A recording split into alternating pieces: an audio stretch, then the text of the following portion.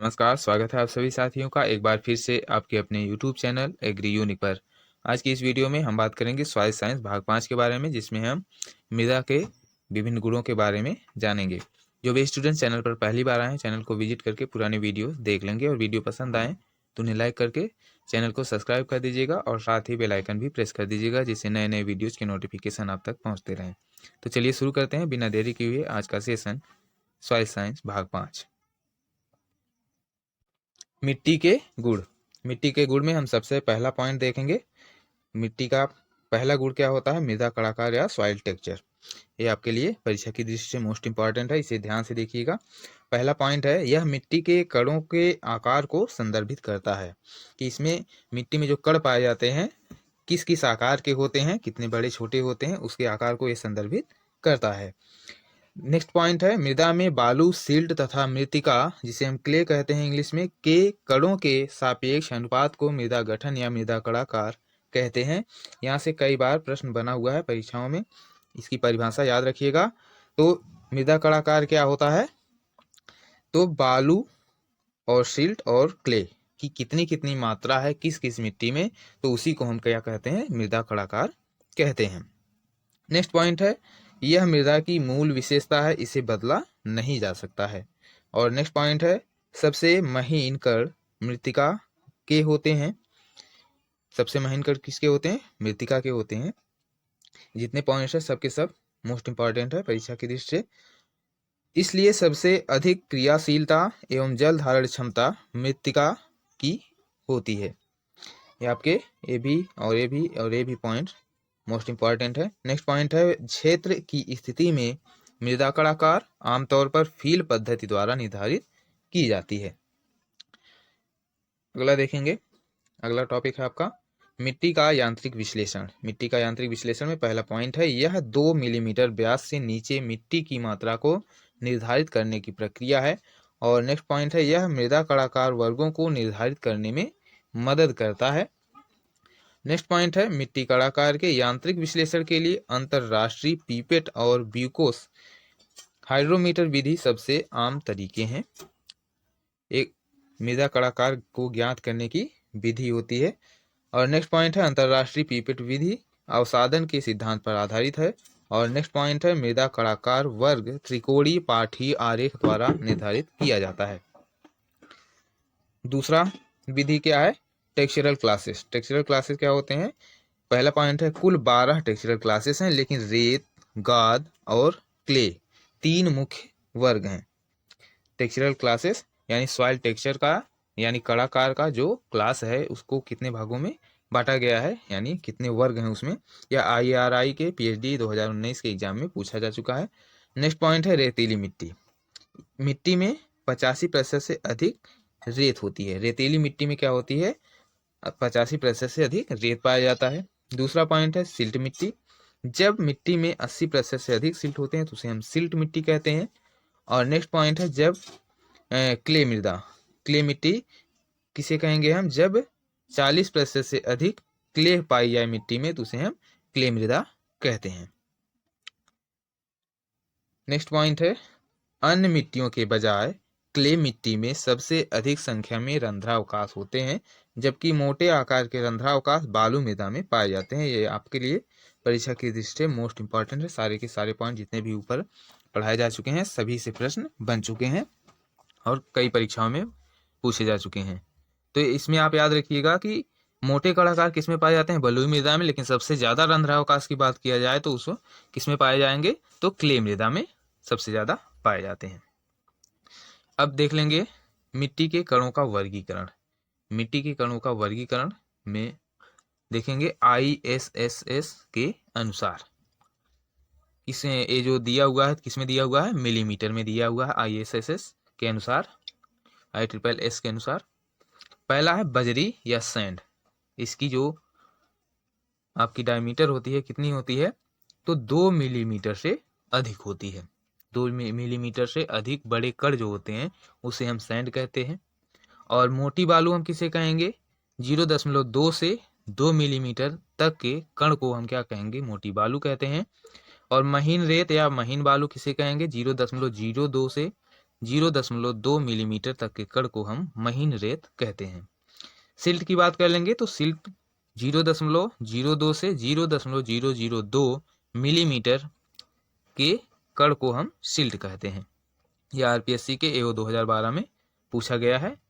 Clay आपका यहाँ से कई बार क्वेश्चन बना हुआ है। तो क्ले की जो डायमीटर होती है, जो इसका आकार होता है, वह कितना होता है? तो 0.002 मिलीमीटर से कम होता है। नेक्स्ट पॉइंट देखेंगे, लोम मिट्टी। लोम मिट्टी में क्या दिया है, इसका पहला पॉइंट देखेंगे। ये मृदा सभी टेक्सचरल वर्गों में कृषि उत्पादन के लिए सबसे अच्छी होती हैं। और यह आरपीएससी के एआरओ 2016 में यहाँ से प्रश्न बना हुआ है, क्योंकि ये रेतीली मिट्टी की तुलना में अधिक पानी और पोषक तत्वों को रोकती हैं और क्ले मिट्टी की तुलना में बेहतर जल निकासी, वातन और जुताई के गुण होते हैं। तो लोम मिट्टी में क्या क्या पाया जाता है? रेतीली की तुलना में अधिक पानी को और पोषक तत्वों को रोकने की क्षमता होती है और बेहतर जल निकासी होती है और जुताई के अच्छे गुण होते हैं लोमी मृदा यानी क्ले मृदा में। नेक्स्ट देखेंगे, नेक्स्ट पॉइंट है इसका, ये अधिकांश फसलों के लिए उपयुक्त होती है। लोमी मृदा जो होती है अधिकांश फसलों के लिए उपयुक्त होती है। यहाँ पर थोड़ा सा ब्लर है, ध्यान से देखिएगा आप लोग। भारी मिट्टी, हैवी सॉइल। हैवी सॉइल में पहला पॉइंट है, क्ले मिट्टी महीन बनावट की होने से चिपचिपाहट एवं सामंजस्य लगती है, साथ ही कृषि औजारों के पारित होने पर प्रतिरोध को प्रेरित करती है। जो भारी मिट्टी होती है उसमें क्या होती है? क्ले पाई जाती है, महीन क्ले होती है। सबसे महीन क्ले किसमें पाई जाती है? भारी मिट्टी में पाई जाती है, जिससे चिपचिपाहट ज़्यादा होती है और एक दूसरे से ज़्यादा क्या होते हैं? कॉम्पैक्ट होते हैं और साथ ही जो औजार उसमें प्रयोग किए जाते हैं उसके प्रति प्रतिरोधता प्रदर्शित करते हैं। नेक्स्ट पॉइंट है, दूसरे शब्दों में अगर कहा जाए तो यह कृषि औजारों के पारित होने पर पैदा होने वाले प्रतिरोध मिट्टी को भारी बनाता है। जो प्रतिरोध करता है, जितने भी औजार उसमें प्रयोग किए जाते हैं जैसे हल, कुदाल, खुरपी वगैरह, तो वो क्या करते हैं? मिट्टी इसको रोकती है, मिट्टी के अंदर जाने से औजारों को रोकती है, इसलिए इसे हम भारी मिट्टी का नाम दिए हुए हैं। नेक्स्ट पॉइंट है, यह मिट्टी कपास, चावल, सोयाबीन व ज्वार के लिए उपयुक्त होती है। और हल्की मिट्टी की बात कर लें, लाइट सॉइल की बात कर लें, तो इसमें क्या होती है? लाइट सॉइल हम किसे कहेंगे? तो इसमें पहला पॉइंट है, रेतीली मिट्टी क्ले मिट्टी की तुलना में जुताई करने पर यंत्रों के साथ कम प्रतिरोध करती है, इसलिए बालू मृदा हल्की मिट्टी कहलाती है। रेतीली मिट्टी क्ले मिट्टी की तुलना में जुताई करने पर यंत्रों के साथ कम प्रतिरोध प्रदर्शित करती है, इसलिए बालू मिट्टी हल्की मिट्टी कहलाती है। जो बलुई मिट्टी होती है उसे हम हल्की मिट्टी का नाम दे सकते हैं, क्योंकि उसमें क्या होता है? आप आसानी से जुताई गुड़ाई कर सकते हैं। नेक्स्ट पॉइंट है, हल्की मिट्टी मूंगफली, आलू, तंबाकू और दलहनी फसलों के लिए उपयुक्त होती है। नेक्स्ट पॉइंट है, इसलिए मृदा के भारी और हल्का शब्द का तात्पर्य मिट्टी के द्वारा लागू किए गए प्रतिरोधों की मात्रा से है, जो औजार के मृदा में पारित होने पर लगता है। नेक्स्ट देखेंगे, नेक्स्ट टॉपिक है आपका मिट्टी संरचना, सॉइल स्ट्रक्चर। अभी तक हमने किसकी बात की? सॉइल टेक्सचर की बात की। अब सॉइल स्ट्रक्चर की बात करेंगे। सॉइल टेक्सचर को परिवर्तित नहीं किया जा सकता है, जबकि मृदा संरचना यानी सॉइल स्ट्रक्चर को परिवर्तित किया जा सकता है। इसमें पहला पॉइंट है, यह प्राथमिक मिट्टी के कणों जैसे बालू, सिल्ट एवं क्ले के कणों का व्यवस्थापन मृदा संरचना कहलाती है। अगला है, मृदा का यह गुण कृषि क्रियाओं द्वारा परिवर्तित हो जाता है। यहाँ पर ये आपके लिए मोस्ट इंपॉर्टेंट है, इसे याद रखिएगा। नेक्स्ट पॉइंट है, मृदा की स्फेरोइडल संरचना या क्रम्बिश संरचना जिसमें रंध्र पाए जाते हैं फसल उत्पादन के लिए सबसे उपयुक्त संरचना होती है। अगला पॉइंट देखेंगे, अगला पॉइंट है, मृदा कणों के प्राकृतिक समुच्चय को पेड्स कहा जाता है। प्राकृतिक समुच्चय जो होता है मृदा कणों का, उसे हम क्या नाम देते हैं? पेड्स नाम देते हैं। यहाँ से भी क्वेश्चन बना हुआ है। नेक्स्ट पॉइंट है, क्लोड। क्लोड क्या होता है? तो मिट्टी के सुसंगत द्रव्यमान का जुताई द्वारा किसी भी आकार में टूटने को क्लॉड या ढेला कहा जाता है। नेक्स्ट है, नेक्स्ट टॉपिक है आपका मृदा संरचना का वर्गीकरण। इसमें पहला पॉइंट दिया है, संरचना का अध्ययन प्राकृतिक परिस्थितियों में क्षेत्र में किया जाता है और इसे 3 श्रेणियों के अंतर्गत वर्णित किया गया है। पहला प्रकार है पेड्स के आकार या रूप और व्यवस्था के पैटर्न को हम क्या कहते हैं? प्रकार कहते हैं। दूसरा है वर्ग, पेड्स के आकार को वर्ग कहा जाता है। और तीसरा ग्रेड, पेड्स के विशिष्टता की डिग्री को हम क्या कहते हैं? ग्रेड कहते हैं। तो पहला देख लेंगे इसमें मृदा संरचना के प्रकार। मृदा संरचना के प्रकार कितने होते हैं? 4 प्रमुख प्रकार इसमें बताए गए हैं। पहला है प्लेट की तरह यानी प्लेटी संरचना। प्लेटी स्ट्रक्चर जो होता है, इसमें पहला पॉइंट दिया गया है, जब इकाइयां या परतें मोटी होती हैं तो उन्हें प्लेटी कहा जाता है। नेक्स्ट पॉइंट है, जब वे पतले होते हैं तो यह लेमिनार कहलाते हैं। और नेक्स्ट पॉइंट है, प्लेटी संरचना वर्जिन सॉइल की तरह परतों में सबसे अधिक दिखाई देती है, लेकिन सब सॉइल में मौजूद हो सकती है।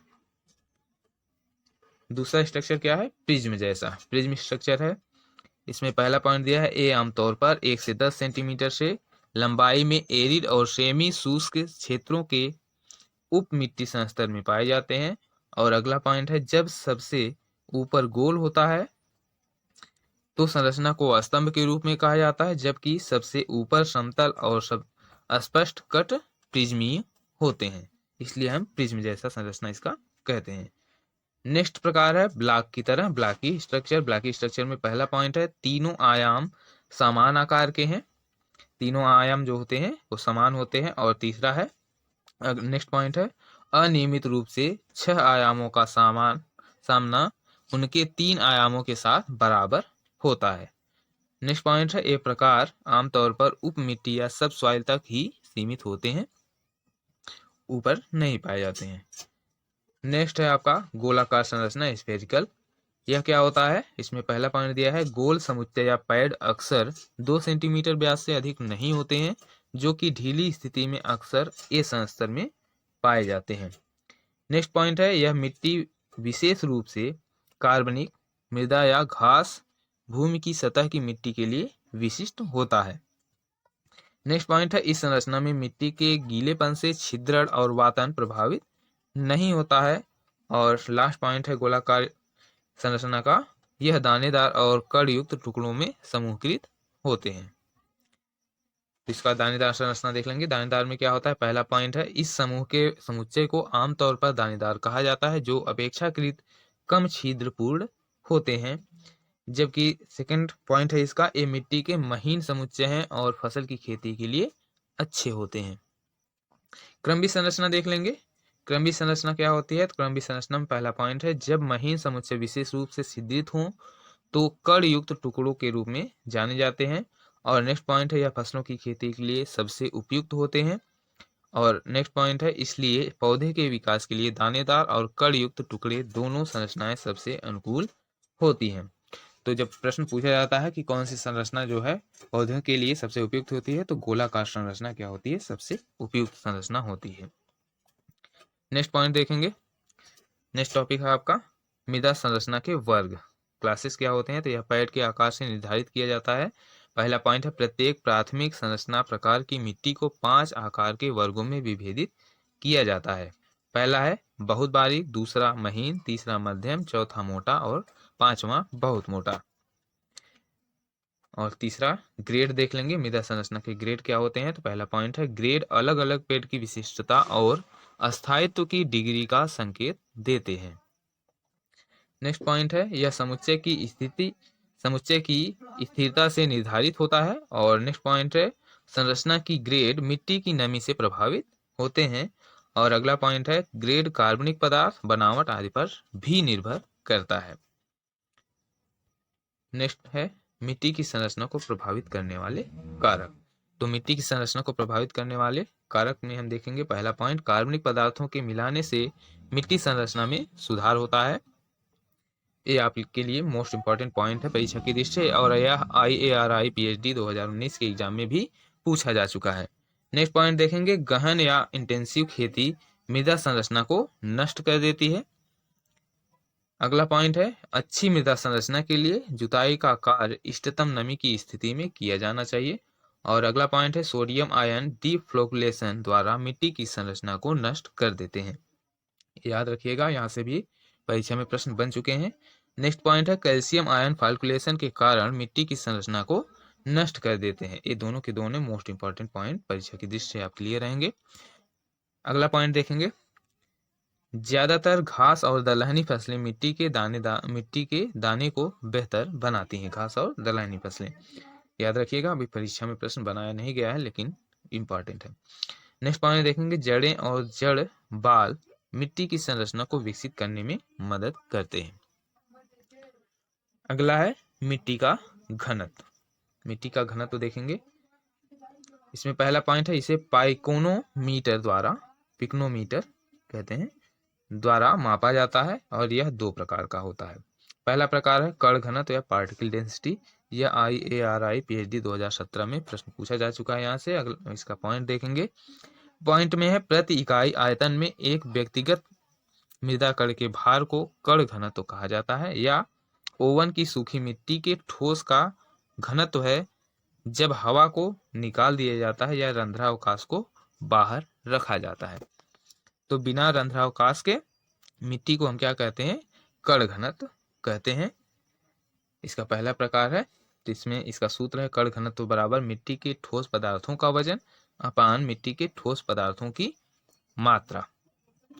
तो ये याद रखिएगा, कभी कभी सूत्र भी पूछा जाता है परीक्षाओं में। नेक्स्ट पॉइंट देखेंगे, खनिज मिट्टी का कण घनत्व कितना होता है, तो 2.66 ग्राम प्रति सेंटीमीटर क्यूब या ग्राम प्रति सीसी होता है। याद रखिएगा, यहाँ से प्रश्न बन चुका है। नेक्स्ट पॉइंट देखेंगे, नेक्स्ट पॉइंट भी कार्बनिक मृदा का कण घनत्व 2.1 से 2.4 ग्राम प्रति सेंटीमीटर क्यूब होता है। ये तीनों के तीनों पॉइंट जो आपके लिए मोस्ट इंपॉर्टेंट है। अगला पॉइंट है, कार्बनिक पदार्थों का कण घनत्व 1.1 से 1.4 ग्राम प्रति सेंटीमीटर क्यूब होता है। नेक्स्ट पॉइंट है, कण घनत्व कभी कभी वास्तविक घनत्व या प्राप्ति घनत्व या पूर्ण घनत्व के रूप में भी जाना जाता है। अगला पॉइंट है, मिट्टी में कार्बनिक पदार्थ मिलाने पर कण का घनत्व कम हो जाता है। ये परीक्षा की दृष्टि से मोस्ट इंपॉर्टेंट पॉइंट है। नेक्स्ट पॉइंट देखेंगे, भारी खनिजों की उपस्थिति में कण घनत्व में वृद्धि होती है। अगला पॉइंट है, मृदा की तुलना में पानी का घनत्व 1 ग्राम प्रति सेंटीमीटर क्यूब होता है। स्थूल घनत्व की बात करेंगे। स्थूल घनत्व में इसे बल्क डेंसिटी के नाम से जानते हैं, स्पष्ट घनत्व जिसे कहा जाता है। इसका पहला पॉइंट है, यह रंध्रावकाश सहित ओवन की सूखी मिट्टी के भार एवं आयतन का अनुपात होता है। और जो आपका कण घनत्व है, कण घनत्व क्या होता है, वो रंध्रावकाश रहित होता है, रंध्रावकाश सहित होता है। इसका सूत्र देखेंगे, स्थूल घनत्व बराबर ओवन सूखी मिट्टी का वजन अपान ओवन की सूखी मिट्टी की मात्रा। ये सूत्र भी याद रखिएगा आप लोग।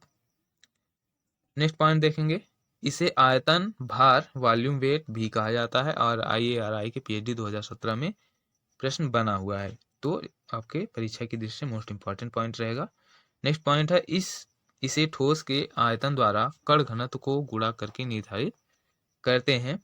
कैसे किया जाता है, तो आपका 2.66 ग्राम प्रति सेंटीमीटर क्यूब गुणे 0.5 सेंटीमीटर क्यूब बराबर 1.33 ग्राम प्रति सेंटीमीटर क्यूब होता है स्थूल घनत्व।